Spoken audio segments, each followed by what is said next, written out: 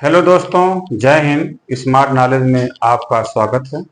आज फिर हाजिर हुए हैं एक नए टॉपिक को लेकर।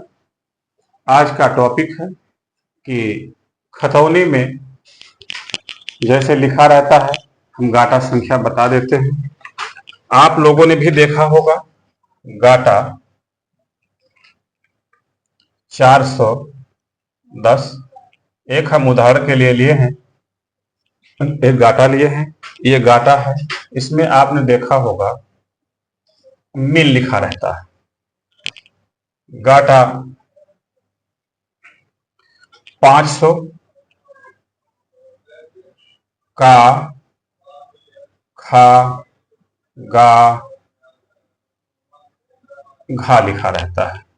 और भी लोग रहेंगे तो और आगे भी रहेगा। इस तरीके से होता है।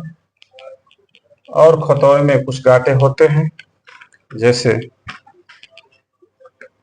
553 ले लेते हैं बटा 1, 553/2, 553/3, 553/4।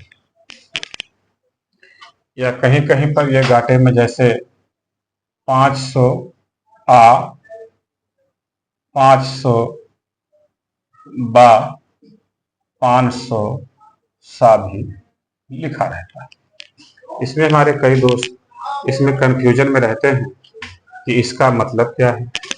कहीं कहीं ये गाटे जब ये तो क्लियर हो जाते हैं, जैसे लिखा है 410, 410 लिखा है, लेकिन लोग इसी में कंफ्यूजन होते हैं कि मिन का मतलब क्या होता है।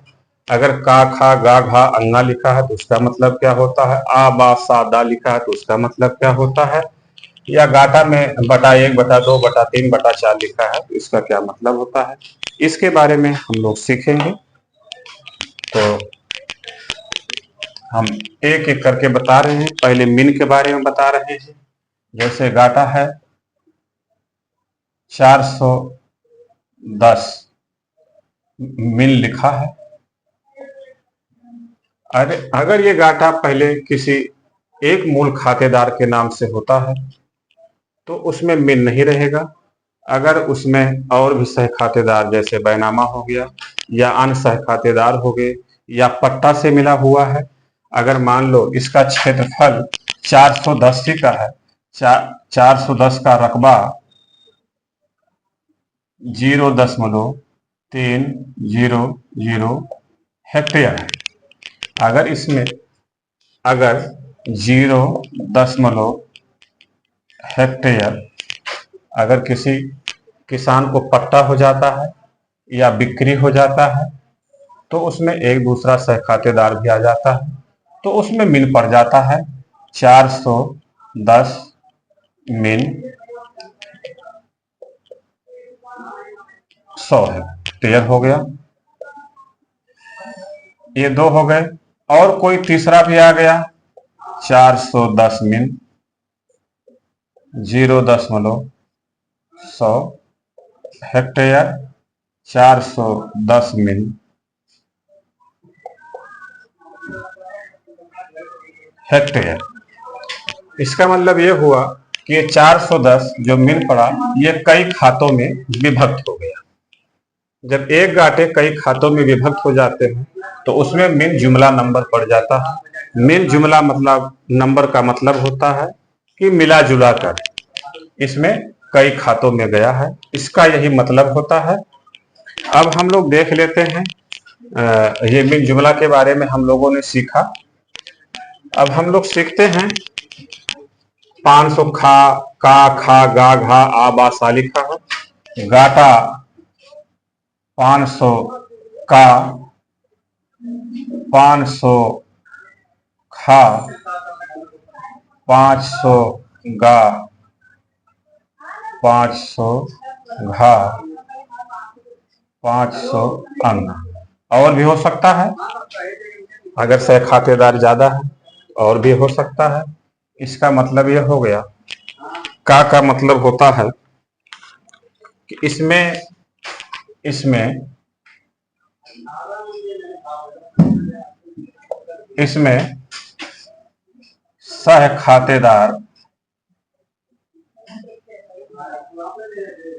खातेदार का अंश निर्धारण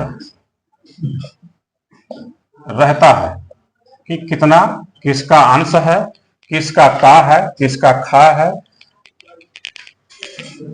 ये अलग व्यक्ति के नाम से रहेगा, ये अलग व्यक्ति से नाम रहेगा। जितना जैसे रकबा जिसका रहेगा वो का में रकबा अलग रहेगा, खा में रकबा अलग, जितना जिसका रहेगा उसके हिसाब से उसमें लिखा रहेगा। लेकिन नक्शे में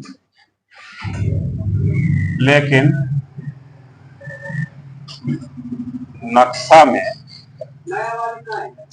विभाजन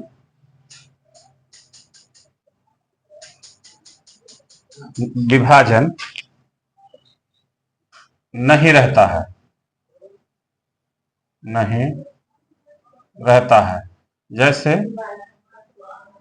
ये नक्शा है, गाटा 500 लिखा है, नक्शे में सिर्फ 500 रहेगा, का खा गा घा अंगा नहीं रहेगा। अंश निर्धारण होता है, भौतिक विभाजन नक्शे में नहीं होता है। इसका मतलब यही होता है। दोस्तों अब हम लोग देख लेते हैं बटा का मतलब क्या होता है। गाटा है 553/1, 553/2, 553/3, 553/4। ये 2 हो गया है। अब हम लोग तीसरा का भी सीख लेते हैं। गाटा 553/1,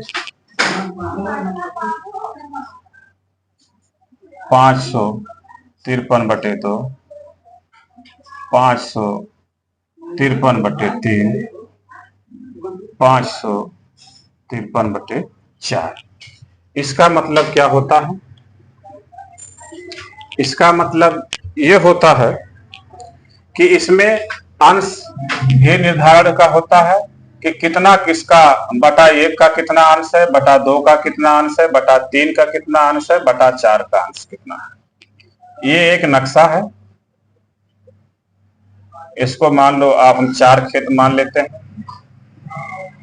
ये पहले 1 खेत था, अब नक्शे में ये 553/1 का हो गया, 553/2, 553/3, 553/4। ये नक्शा में भी भौतिक रूप से ये अलग अलग होता है कि बटा किसका कहाँ है, बटा 1 किसका है, बटा 2 किसका कहाँ है, बटा 3 किसका है, बटा 4। मैं इस तरीके से ऐसे सीरियल से बताया हूं, ये आगे पीछे भी हो सकता है। दोस्तों हम लोगों ने सीखा मिल का मतलब क्या होता है। गाटा में अगर का खा गा घा अंगा लिखा हो, इसका मतलब क्या होता है। अगर उसमें बटे 1, बटे 2, बटे 3, बटे 4 लिखा हो, इसका मतलब क्या होता है। दोस्तों आप लोग भी पूरा वीडियो देखिए, आपको भी समझ में आएगा। हमने आपको तीनों प्रकार के जो होते हैं गाटे मैंने आपको बता दिया, यहाँ लिख करके भी बता दिया, आपको समझा दिया। अगर मेरा वीडियो अच्छा लगे कमेंट में जरूर लिखें दोस्तों। और जो दोस्त मेरे चैनल पर पहली बार विजिट कर रहे हैं सब्सक्राइब जरूर करें। जय हिंद।